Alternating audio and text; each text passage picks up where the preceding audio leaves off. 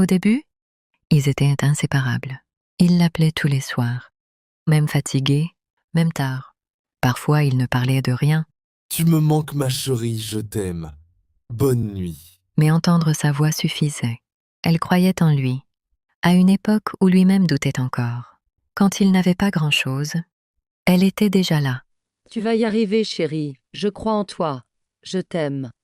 Et lui, il lui promettait un avenir.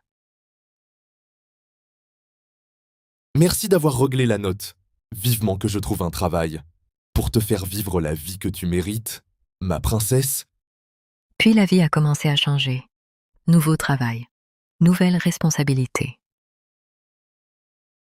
nouvelle fréquentation. Je compte sur vous. Nous avons 2 mois pour clôturer ce projet. Au début, elle comprenait. Alors elle attendait. Elle attendait les appels, les messages, les moments. Mais petit à petit, elle a commencé à comprendre une vérité difficile. Il est de plus en plus distant, m'aime-t-il encore, je dois arrêter de me rendre malade pour lui, car on ne néglige jamais ce qui compte vraiment pour nous.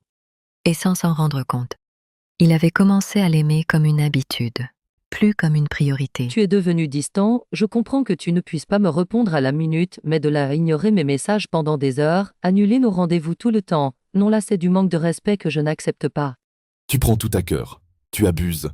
J'ai juste beaucoup de travail et je suis fatigué. Alors un jour, elle a arrêté de réclamer. Elle a arrêté de supplier pour du temps, pour de l'attention, pour des efforts. Elle a recommencé à vivre. Elle a repris soin d'elle. Elle a recommencé à sourire, sans attendre un message de lui. Et c'est là qu'il a recommencé à la regarder. Parce que certaines personnes ne remarquent ta lumière qu'au moment où elles sentent qu'elles la perdent. Alors il est revenu, avec des promesses, des excuses, des « je vais changer ».